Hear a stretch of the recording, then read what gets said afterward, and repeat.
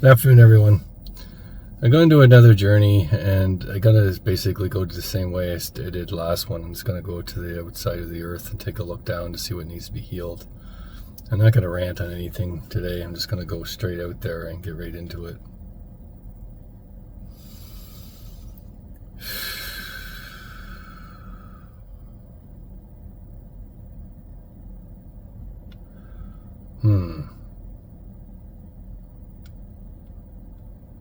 It's interesting because this version where I came into and went up into the earth is black. And it's surrounded by really gross clouds. It's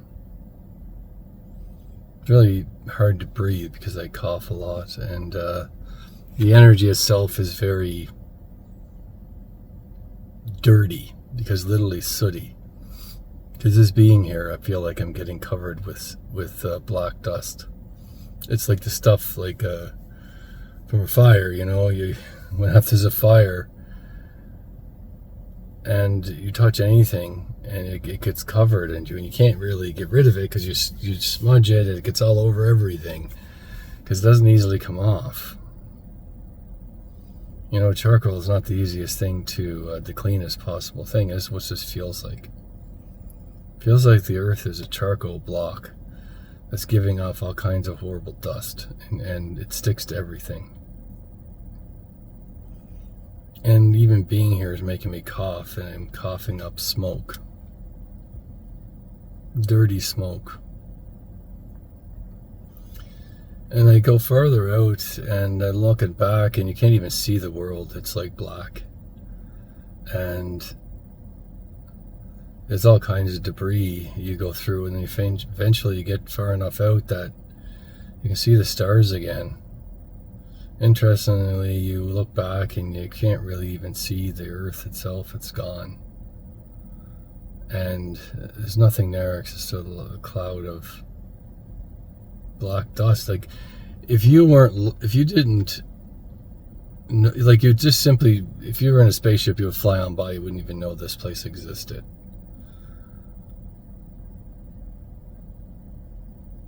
Just an empty galaxy with nothing in it.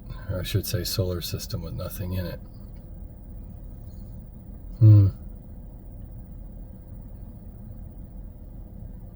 Because even the debris is covered up with this cloud of black dust.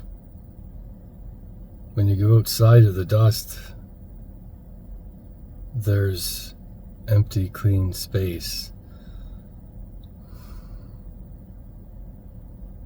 I never expected this. I'm not even sure what to make of any of this, and this is what I'm experiencing right now. And then I'm standing in the world today, and it's a beautiful blue planet.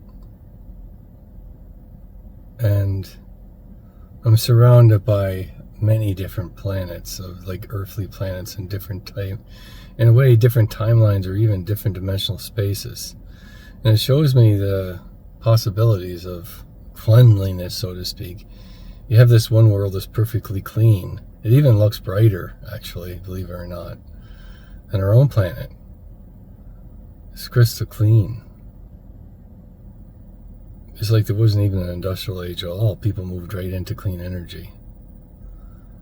And industrial age was totally different.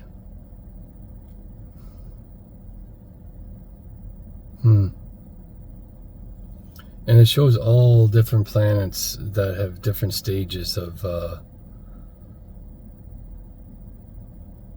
different timelines that created different realities. The one they showed me is the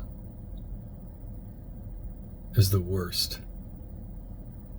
Like you really don't even know it's there. It's just a black dust cloud. And there's all kind. If you look in a circle, it just goes from the brightest to the darkest, like in the sense of to the cleanest to the dirtiest.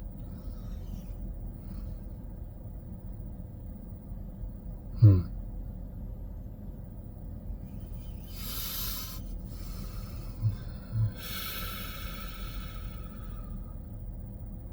I meant to look at this specifically. Look at every world individually. I meant to just hold that for a second. Hold it in my heart.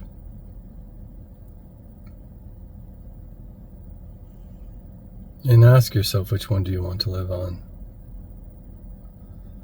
The dirty, filthy planet or the one that's clean? I don't even know if there's anybody alive on the dirtiest planet, to be honest with you. I don't know how anybody could live or anything could live. The sunlight doesn't even shine into the planet anymore. And they show me that world is completely dead. Not a living thing on it. Except for machines that continuously give off. Interestingly, this black planet has no life on it. But it does have machines. And these machines continually to devour and destroy the planet more. Like, because it just continue to do the work that the people once made. But there's nobody here. So eventually these machines will all stop working. Except these machines were made to last.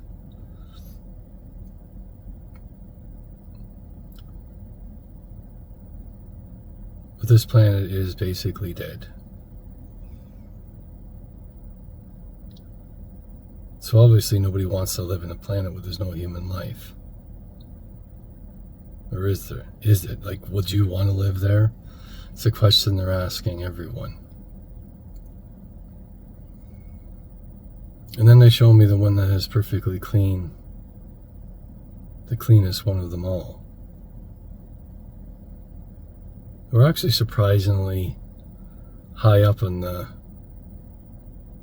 this specific wheel, so to speak, a circle. We're actually fairly clean compared to a lot of these other worlds, except we're not as clean as this world. So if you can compare the two, we would be like a 6 and this world would be a 10, and the other world would be a 0.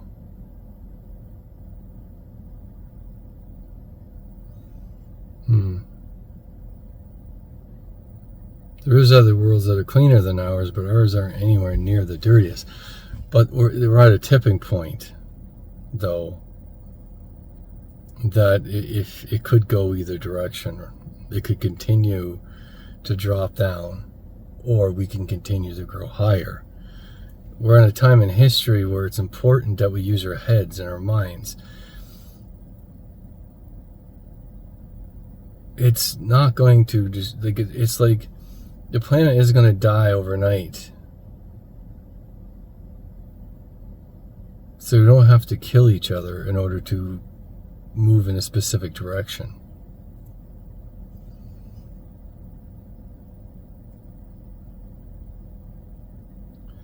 It's the understanding that if you move towards a direction, even if it's slow, you're still moving towards that direction. And you're not going to slide down on the graph, for instance, if you were moving towards a cleaner world. Nothing happens overnight, and it shouldn't be expected to happen overnight.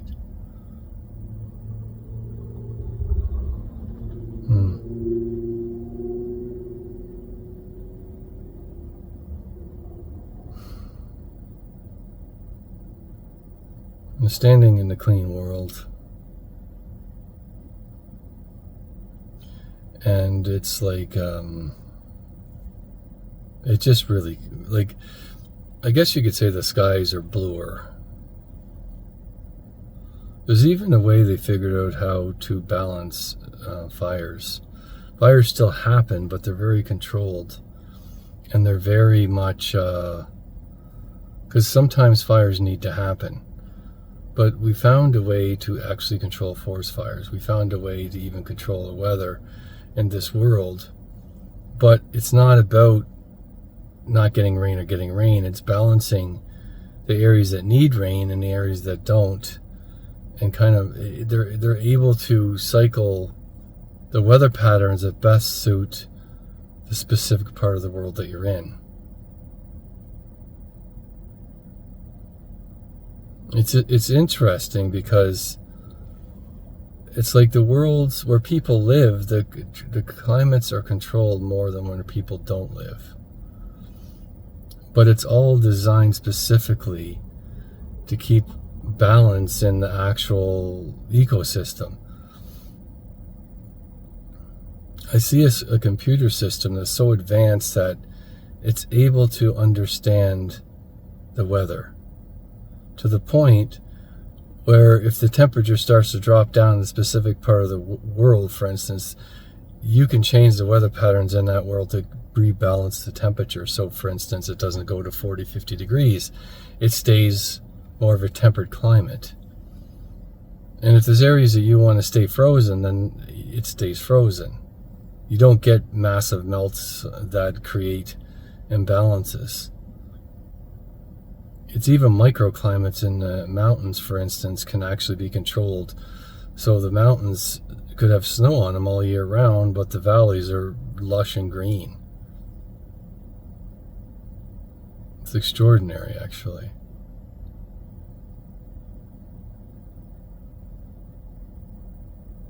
There is no famine, there's no wars. I see all races working together. Because in order to have a world like this, you have to have the cooperation of all the countries. And countries are, it's interesting because the people don't call them countries. There is no borders. There's no, it's a very interesting world because there's no actual borders at all. You can live anywhere in your world you want. There's no like, you have to have a citizenship. The citizenship is the planet itself.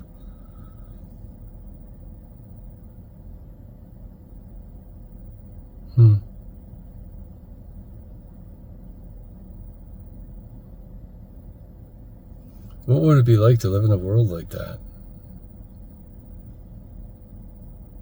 It's like I'm standing in what you would call a city. But it's nothing like any city I've ever seen.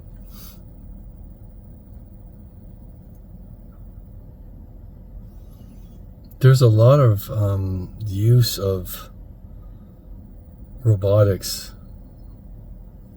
but nothing that looks like a human being. The human beings don't want the robots to look like them. They want the robots just to have physical forms of objects. Like, for instance, an automatic like vacuum cleaner that just cleans that's all it's designed to do is to clean. It doesn't have, the AI systems are very, very, very, how would you, self-contained. There is no like talking to each other. Each unit is a unit. It's built specifically for a purpose, and it doesn't have any ability to contact any other unit. They're saying Wi-Fi is dangerous for robots to have, so they learned that a long time ago, that there is no ability to use Wi-Fi anymore. There's no need for it. It's not even like, internet itself isn't necessary. Because there's other ways of communication. Other ways to communicate besides Wi-Fi. So you can communicate with each other without actually having to use the phone, for instance. Instead, they're using, it's the best way to describe it is like crystals. That they have a crystal that's on their wrists that they touch, and they can communicate and talk to anyone by thought. And it's all communication through the mind. And they hold the crystal and they can communicate with their mind to anybody that they want to. It's all about intention. And it goes much farther than that, actually. You can actually even use this crystal to portray images onto a TV, for instance. So if you want to communicate, for instance, to your mother, you can simply hold this, and your mother could be in a different country, and you could be looking at your child, and the images of the child would go through this crystal into another, say, a TV, and from the United States to Japan, for instance. It seems like a science fiction, but it's very much possible. It's because this world actually developed differently. It developed in spirituality in such a level that everybody's taught it. That they're a spirit and they have a soul. And there's so much time and effort put into that it's part of the culture. It's part of everyday life. And when you do that, you can do extraordinary things.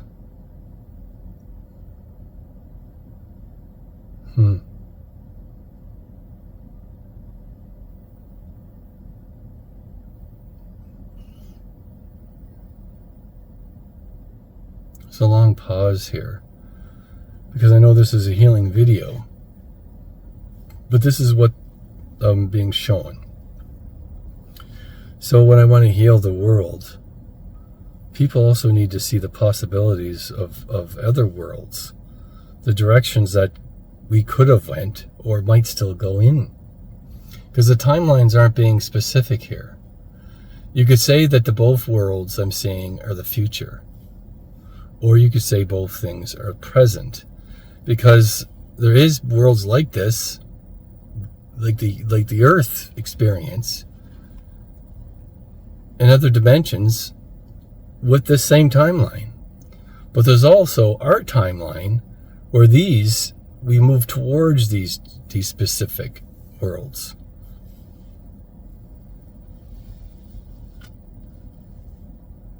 It's all about the direction that we choose to move forward as a human race.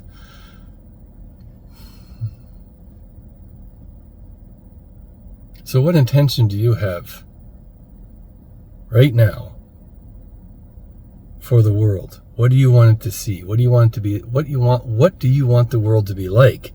Do you want a world that's free, without pollution, with no borders, that have extraordinary capabilities? Or do you want a dead world that's full of pollution? You could barely breathe. Or do you want the world to stay just as it is? It's extremely important that you give to the universe what is it that you truly want. And not simply just, I want the world to be free. You need to show with your intention, with your heart, with your mind, working together to tell the universe, what do you truly want this world? What direction do you want it to go in? And that in itself is a very powerful healing tool. Because if you have all those three things working together in harmony for a specific purpose, that in itself is healing the planet. Again, or destroying it, depending on what you want. But when was the last time you actually sat down and said, how do you want this world to be? Feel it, live it, experience it. How do you want it to be? Walk through that world in your mind. And if you can't walk through it in your mind, walk through it on a piece of paper. Just think about what I truly want this world to be. Because if you don't do that, the world stays in the direction of the people that are doing that. So if you're sitting there thinking, okay, I'm just going to accept things the way they are right now, well, you're going to accept whatever somebody else is thinking. Because the reality is, in order to change the world, we have to change the way we think about what we want the world to be.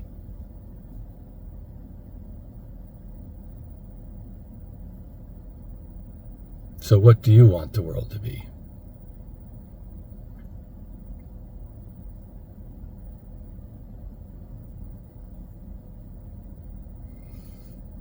Well, it was a different message, nothing like I thought it was going to be.